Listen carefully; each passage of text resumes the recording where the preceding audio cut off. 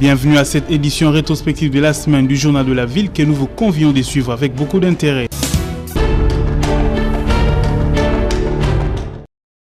La date limite fixée par l'Assemblée nationale pour les dépôts des listes des membres délégués au nouveau bureau de la Commission électorale nationale indépendante, c'est déjà pour ce mercredi 28 juillet. Les confessions religieuses, la société civile, la majorité parlementaire et l'opposition sont en pleine tractation afin de choisir leurs délégués à la CENI.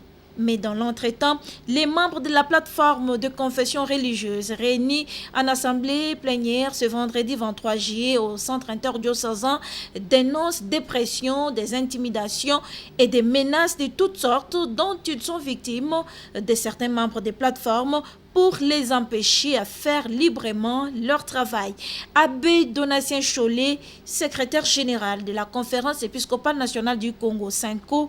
Cette façon de faire est un manque de respect envers les chefs des confessions religieuses et un abus de pouvoir. Par conséquent, nous mettons en garde toutes ces personnalités déjà identifiées si jamais un malheur arrivait à l'un de nous dans ces contextes. Au regard de ce qui précède, nous réaffirmons notre détermination à ne pas céder à toute tentative de perturbation du présent processus électoral qui doit obligatoirement inaugurer une nouvelle ère des élections mieux organisées pour l'alternance démocratique en 2023. À la lumière des critères fixés par la loi sur la CENI, l'idéal pour nous sera basé sur la personne ayant un leadership éthique et consensuel avéré, une maîtrise de la gouvernance électorale, des compétences managériales, une loyauté sans faille au respect de la Constitution et des lois de la République et un courage exceptionnel de proclamer les véritables résultats issus des urnes.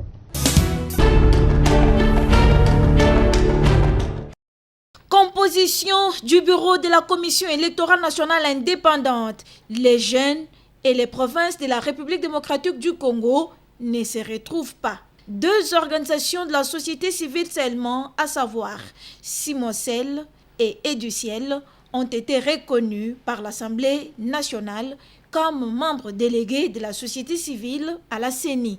Mais par quel mécanisme ces deux organisations ont été choisies?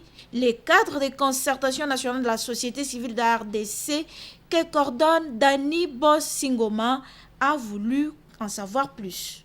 Et voilà ce qui justifie cette journée de réflexion avec toutes les composantes de la société civile organisée ce samedi 24 juillet au centre CEPAS. Notre rôle en tant que cadre de concertation, c'était de les appeler, de comprendre les mécanismes par lesquels ils ont été désignés, mais aussi comment les autres organisations peuvent se retrouver autour du travail qu'ils sont en train de faire, en fait de donner la force à la société civile. Que nos représentants qui vont aller à la CENI puissent avoir vraiment l'accompagnement de toute la société civile. Que le travail qui sera fait à l'Assemblée nationale ne puisse pas réduire le travail de la société civile. Nous les accompagnons dans ce processus tout en disant qu'il faut donner plus de place aux jeunes, aux femmes et aux provinces dans la suite du processus. Cet espace d'échange offert par le CCNSC RDC est salué par le consortium des organisations des jeunes impliqués dans le processus électoral COJUPEL et qui revendique sa représentativité au bureau de la CENI. Sur la liste ou sur les deux listes, nous n'avons pas encore retrouvé un jeune qui nous représente. Et nous avons demandé aux deux composantes de bien vouloir ouvrir une brèche aux composantes qui ont été écartées, plus particulièrement la jeunesse.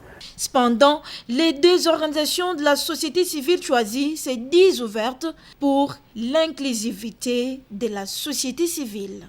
On a fini cet échange sur une note consensuelle, donc nous sommes bien ouverts à continuer les échanges, à faire participer les différentes représentativités de la société civile, notamment les femmes, les jeunes et autres, dans ce qui se fera par la suite. Avoir une société civile unie et forte pour le bien-être du pays, c'est le souhait majeur du cadre de concertation nationale de la société civile de la RDC.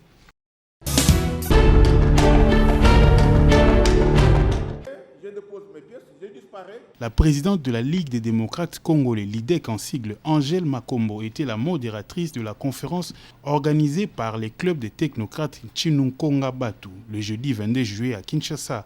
Cette rencontre intellectuelle animée par le bâtonnier Mwanzambia Omer Félix, dont les thèmes étaient État de droit en RDC, principes fondamentaux et principaux acteurs, s'inscrit dans la vision du chef de l'État d'instaurer en lettres d'or ces concepts d'état de droit au pays.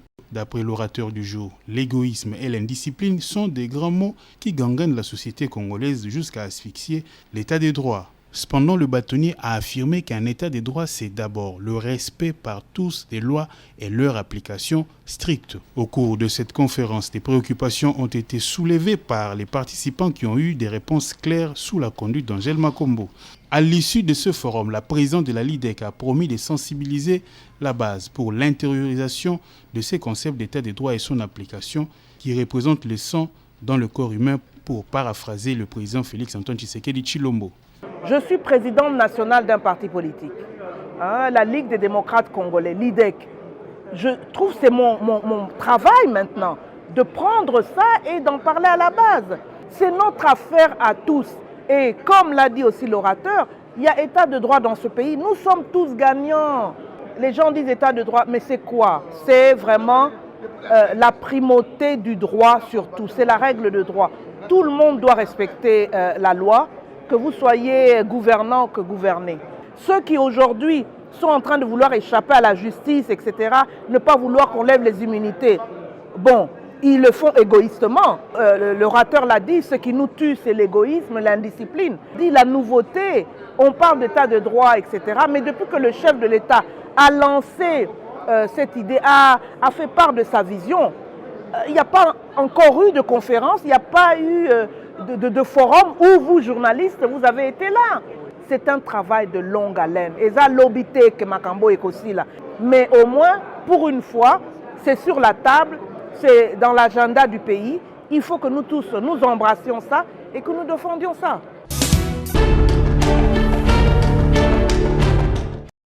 Décédé le dimanche 11 juillet 2021 à Versailles, le cardinal Mosengo Passigna, décoré à titre posthume Grand Cordon dans l'ordre national Héros nationaux Kabila Lumumba par le président de la République Félix Antoine Tshisekedi Tshilombo. C'était à l'issue de la célébration de l'Eucharistie solennelle et des hommages officiels et dignes d'un grand pasteur ce mardi 20 juillet au palais du peuple. D'après l'ordonnance signée par le chef de l'État, élu devant de nombreuses personnes venues de tous les horizons du monde, cette décoration vient couronner le service rendu à la nation par le défunt cardinal de son vivant comme président de la Conférence nationale souveraine CNES en République démocratique du Congo.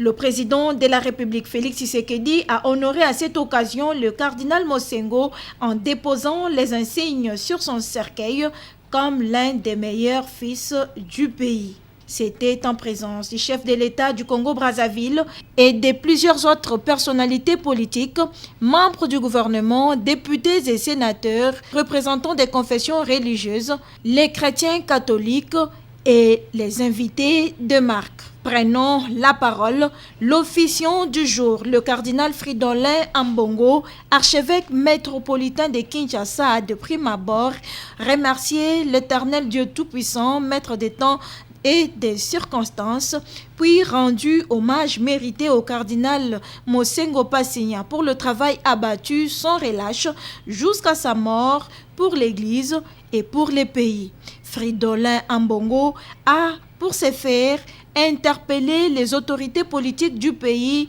en disant, je cite, « On ne peut rendre hommage à la mémoire du cardinal Laurent Mosengo si on laisse la population croupir dans la misère alors que les gouvernants vivent dans l'opulence et dans l'impunité. » Fin des citations. Juste après est venu le mot du président de l'Assemblée nationale, Christophe Mbosso Kodiampouanga, qui a reconnu les valeurs méritées du cardinal Laurent Mosengo Passigna. Puis, s'en est suivi les dépôts des gerbes de fleurs au bas du cercueil du cardinal Mosenko.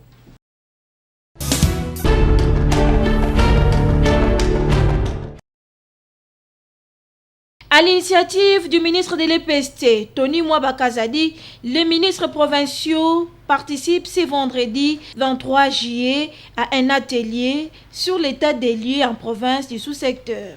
Face aux différents maux qui gangrènent les sous-secteurs de l'EPST, cette rencontre se veut un cadre d'échange d'idées et de stratégies en vue de trouver des solutions adaptées pour redresser le niveau et la qualité de l'enseignement en République démocratique du Congo, a dit le secrétaire général ad intérim à l'EPST, Christine Nepa-Nepa.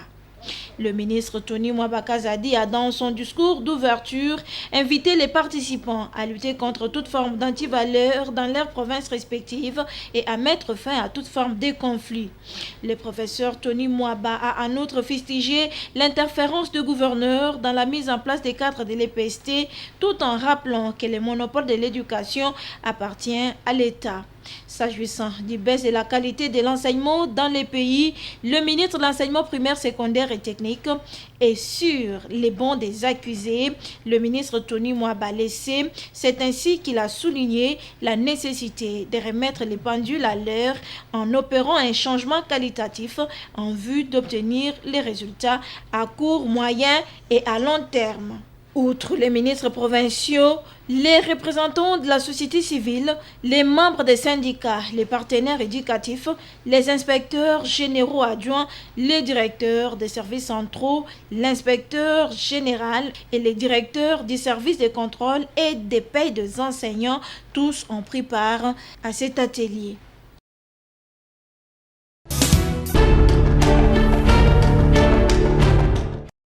La proposition des lois portant modification du code de la famille est essentiellement axée sur les matières ayant trait au mariage, baptisée loi sur la dot de Daniel Mbao, déposée à l'Assemblée nationale, réjouit un bon nombre de Congolais qui pensent qu'avec cette loi, les célibataires vont vite se marier et le prix de la facture exagérée demandée par certaines familles sera diminué. $3 000, $4 000, au veste de 5 ya papa, au liputa mama, au masanga kingani bulu.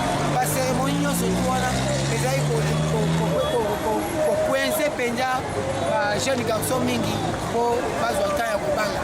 Eloko esalami oyo eza initiative moko ya bien ya chef de l'État azwi en tout cas à maintenir yango kaka parce que tokoki kosoutenir ye na $500 wana oyo atie c'est que dollar mpe kokita toza si que dollar wana ekoma te na 12 po epesa valeur ya 500 eza bien makambo ya libala wana eza bien tosepeli na makambo ndenge wana mpo bajeune fille batuli makasi nyonso wana manka bamoyen toza mpe na misala te komona te ndenge naokende boye mbongo yango eza wape molongo me mutatangisi mwana na ye baminerva mpe $300 otangisa eza na eloko te me mwana wana mpo azala bien na valeri ifo asala nini azala na libala te yango tosepeli mingi ndenge eza wana na eloko ye alobi c'est comme ça en tout cas. Mais pour les autres, avec $500 de la dot, on ne peut pas organiser une fête de mariage à Kinshasa. Est-ce que vous avez $500?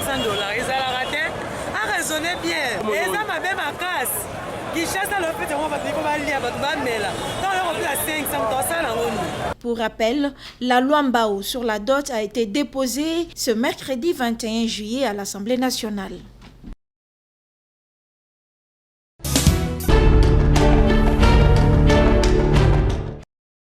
La route Efobong dans la commune de Lansele, au quartier Mikonga, était, nous l'avions dénoncé ici, dans un état de délabrement très avancé. Il y a 2 mois et demi, un élu de Kinshasa s'est pointé pour la réhabiliter. Au-delà de son état, elle était aussi recouverte d'immondices. Ces travaux débutés ont semblé soulager la population de ce coin, qui avait vu des tracteurs en marche et toutes les immondices délocalisées. Malheureusement, ces ordures ont été entassées devant un hôpital et a bloqué l'entrée du marché Mikonga. Cette montagne d'immondices que voici dégage en plus une odeur nauséabonde, facteur de plusieurs maladies. La population de cette partie de Kinshasa déplore cette situation et appelle le député à descendre sur le lieu afin de prendre des dispositions pour achever ces travaux. Un député national aye tomoni asali misala awa alongoli abwaki mabanga akamati fulu aye kotika fulu awa devant hôpital bakomersa bazoteka babiloko biloko kolia voilà bamaladi mosusu oyo tozoluka. Les vendeuses et acheteuses aussi se sont dit indisposées.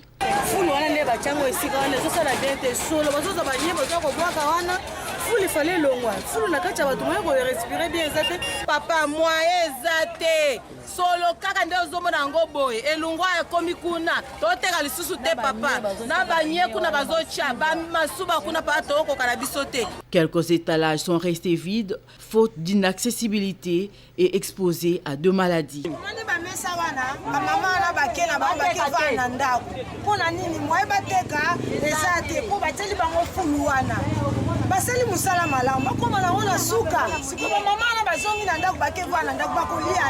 De son côté, le chef du groupement Mikonga regrette cette insalubrité puisque lui a une autre vision de sa juridiction. C'est la merde. Nous, on a dû présenter un projet ambitieux qui allait même refléter la beauté de Mikonga. Parce qu'il y a un arrêté de désaffectation. Ça, c'est une rébellion qu'ils sont en train de mener.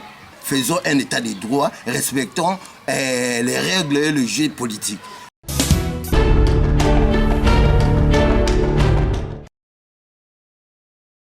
Nadine Kouelo, président de la fondation Nadine Kouelo Fonan en sigle, autrement appelée Maman sociale de Tchangou, a visité le dimanche 18 juillet la base des Mamans Tchala dans la commune de Kimbaseke sur la route Mokali, accompagné de ses membres. Ils ont réuni plusieurs femmes ainsi que le personnes de troisième âge, hommes et femmes.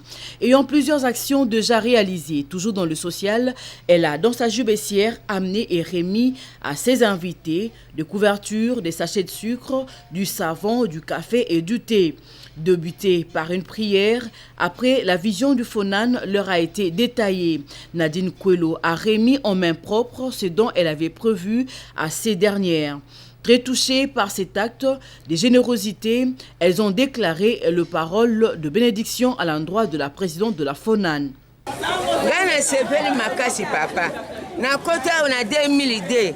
Ti lelo na jumu to sala surprise yo apesa ga couverture na sipezate na kanisi na kati na ye musala na ye kele liboso na nzambe atala musala mwana oyo aza mokolo te aza mwana mokolo nde ya kanisi biso mbaya liboso te esewele kingana motema mwana oyo mbala liboso na mona mwana kanisi baboti oyo babota bamama na ye asali na pesi lukumu na seti na likolo nzambe bakisile oyo ezangi kati na ye.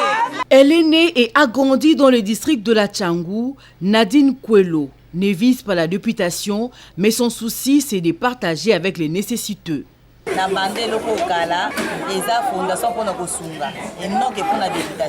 Elle a aussi évoqué sa vision et ses projets d'avenir.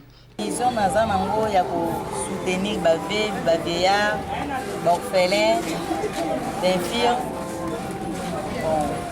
Pour ça, il y a un centre de formation pour les misala, agriculture et élevage, école, hôpital, un centre de santé. C'est alors qu'après route Mokali, ils se sont dirigés à Massina quartier 2 où elle s'est entretenue avec sa base autour de la vision de la Fonan. Elle a aussi fait les mêmes exercices à Massina quartier 5 Mapela. La fondation Nadine Kouelo a pour mission de soutenir les veuves, les orphelins et les personnes de troisième âge, mais aussi organiser des formations pour rendre le jeune utile dans la société.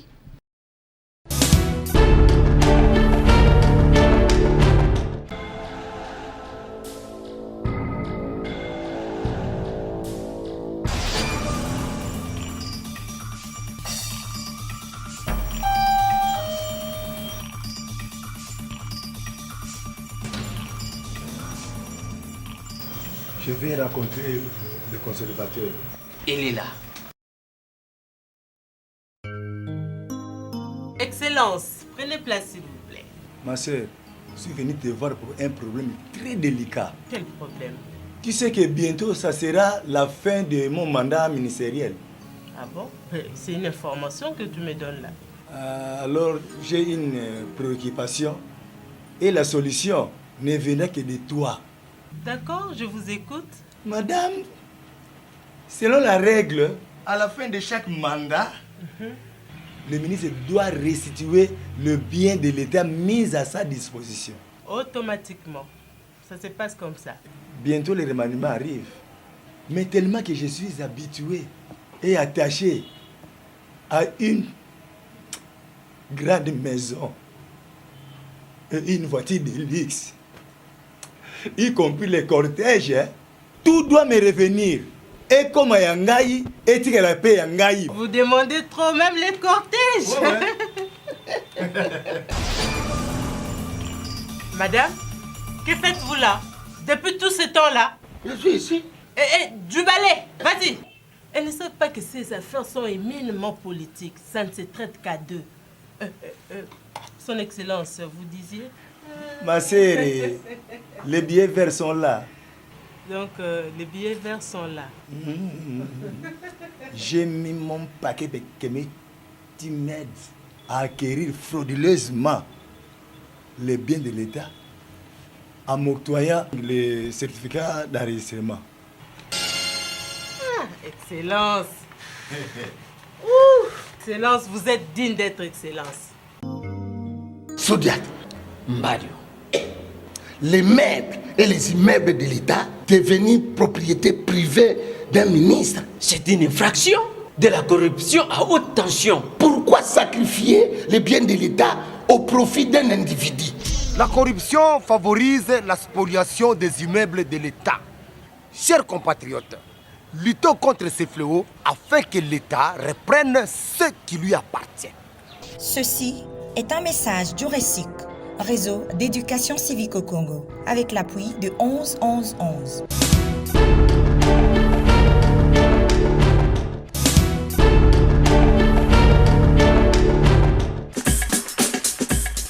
Fin de cette session d'information rétrospective. Merci de l'avoir suivi et déjà bon début de semaine à tous.